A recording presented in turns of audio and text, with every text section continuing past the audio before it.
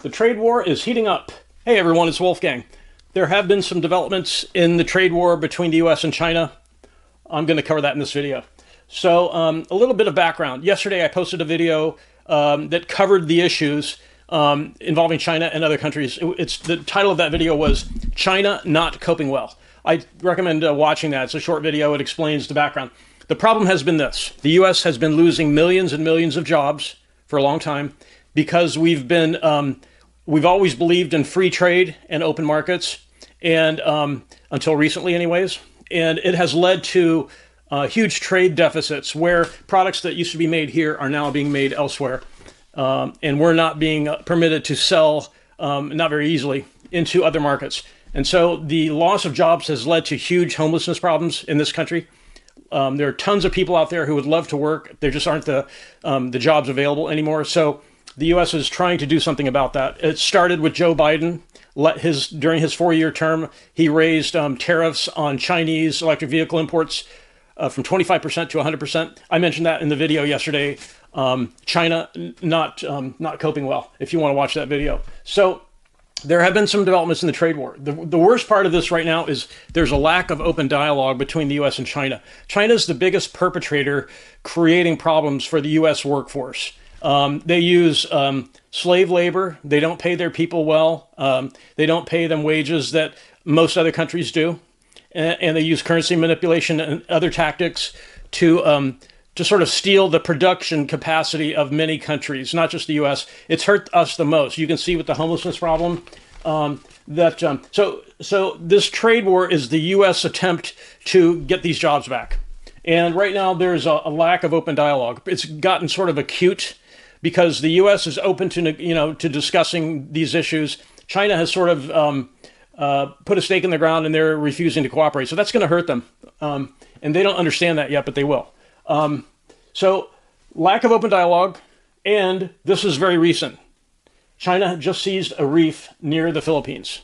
China seized a reef near the Philippines. So that's not good. That's no-go land. There's no way the U.S. will tolerate any sort of mistreatment of the Philippines by China. That is a red line. That is a very bold red line. If anything like that happens, we are in World War III, like now. If China keeps doing this, they seized a reef near the Philippines. The U.S. is conducting military defense drills with the Philippines, firing missiles into the ocean in that direction, just to send China a message: do not do this. This is a mistake.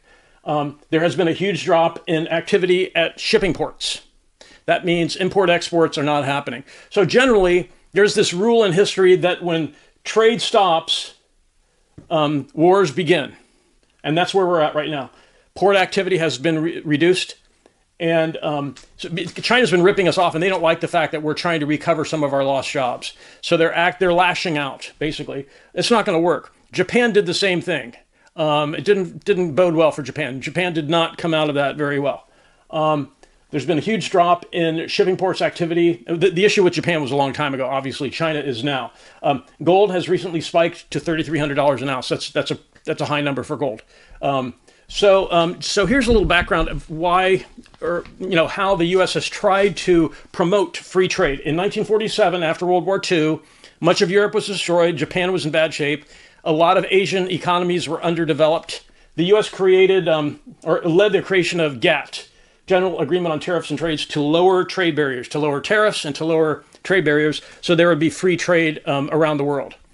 I believe there were 23 nations who signed on to that. So it did get some, they did make some progress with that. The whole idea for the U.S. was, if we lower trade barriers, and everyone does that, there will be free trade between countries, and this issue will not manifest. I mean, it's proven throughout history that when trade across borders stops, bullets start. And so by having GATT created in 1947, the idea was to promote trade across borders because countries tend to remain on better terms and less likely to go to war. In 1995, U.S. tariffs on average were about 7.3%, about just a little over 7% on average. And the World Trade Organization and that's pretty low because other countries were higher in 1995. The World Trade Organization was created at that time. And again, the idea was to lower trade barriers, to lower tariffs, to make it easy for companies in foreign countries to set up shop in your country around the world. So at that time, with GATT, it was like 23 nations. With the WTO, 98% of the world's GDP joined the World Trade Organization. And the U.S. tariffs were dropped to only 1.5%. So the U.S. has been trying, starting with leading the creation of GATT, to promote free trade between countries and low trade barriers. The U.S. has been pounding this drum. This is better for us because it will keep us out of conflict. So in 1995, after the World Trade Organization was created, U.S. tariffs were dropped to only 1.5% on average, really low. China joined later, but their tariffs were at 5%. And it was pretty impossible to operate freely in China, and it still is, because of the Communist Party. So the U.S.-Chinese deficit right now is $420 billion a year. We are losing that much to unfair trade to China. Germany, Mexico, and Canada, they're $100 billion surplus with the U.S. because China is using them to route goods and services through those countries, mostly goods, manufactured goods. So Germany, Mexico, and Canada are being used as conduits. China's trying to evade scrutiny on, dumping products into the U.S. market. So one of the other things that's happened recently, the trade war heating up, is that large U.S. retailers have warned or have told the current U.S. government, look, we get most of our products from China. If we can no longer import Chinese goods at low prices, we're going to be in trouble. Well, tough, that's tough, because the problem is, while that might not be good for consumers in the short run, consumers can't afford to buy products if they don't have jobs. The jobs are more important than the cheap Chinese goods. And so China has been using Germany, Canada, and Mexico to funnel cheap goods into the U.S. To avoid scrutiny. So China joined the WTO in 2001, and they failed to lower their tariffs. Like I said, China was at 5%, much higher than the U.S., and it's almost impossible to set up shop in China. If you watched yesterday's video, China not coping well, I describe how Saline Automotive, a U.S. company, set up shop in China. The Communist Party stole the whole company, about $1 billion worth. So it's very hard to set up shop in China. Compare and contrast that with the U.S. When foreign automakers set up shop here, like Mercedes has done, BMW, and others, they find it quite easy to operate here. We do not force them to hand over their intellectual property. We do not steal their company out from under them like China does. So China joined the WTO in 2001. They probably had no intention of abiding by fair trade. They joined it for whatever reason, maybe to make it seem like, the veil of legitimacy, to make it seem like they're being fair. And they haven't been. They've been ignoring all the rules. So and they still have much higher tariffs than the U.S. and other trade barriers. So right now, the U.S. has put its foot down. It started kind of with Joe Biden when he started getting really tough on China in his presidential term. I mentioned the electric vehicle tariffs. He raised them from 25% to 100%. Huge. And the current government is also coming down harder in China because we need our jobs. We've lost millions and millions of jobs. We need them back. So here are some paths for the U.S. to get those jobs back, okay? One, we can subsidize our exports. In other words, we can create lower-priced exports by paying producers in the U.S. so that they can sell those products cheaper. China does that now. We could manipulate the U.S. currency to devalue it. We could devalue the U.S. currency so that U.S. products seem cheap, so they would be easier and cheaper to import by other countries. A third option is tariffs, and tariffs are the fastest way. Tariffs are the fastest way to correct the loss of jobs that the U.S. has suffered. U.S. poverty has gotten ridiculous with the homelessness crisis. If you go into some cities, if you go into a drugstore, everything is locked up behind clear enclosures. They're locked up. You have to ask someone, please come unlock this so I can buy a tube of toothpaste. The poverty in this country has gotten ridiculous. So the U.S. has some tools here. Subsidize our exports so they're cheaper. Manipulate the U.S. currency so our goods are cheaper.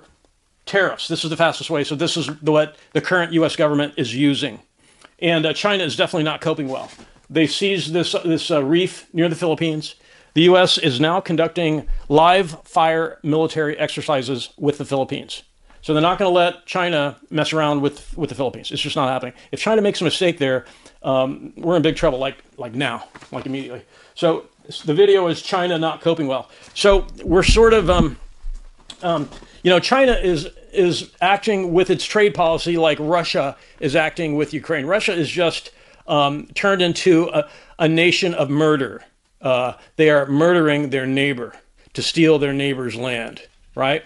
Russia is murdering the neighbor to steal the neighbor's land, and they're not going to stop, unfortunately. China is acting in a similar way with trade. China does not want to stop using unfair trading policies, seizing an island and, doing something provocative like that near the Philippines shows that they're not coping well, as I mentioned in this video yesterday. So we're at a point now where the trade war is heating up, and it's unfortunate, but the thing that the U.S. is fighting for is to get better employment for U.S. citizens. And hopefully that will reduce homelessness, because there are so many people out there who would love to work if jobs are available.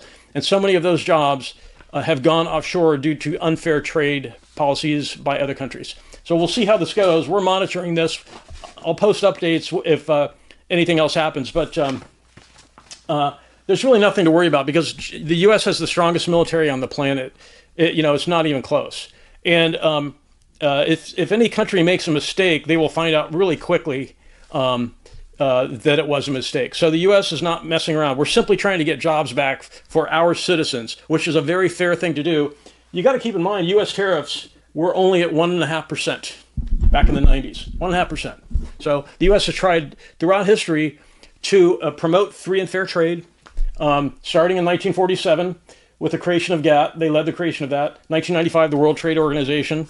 The U.S. is a member of that. So we'll see how this goes. Hope for the best. And if you have any questions about that, please post in the comments. I'll try to answer. I really want to thank everyone for watching and have a great day.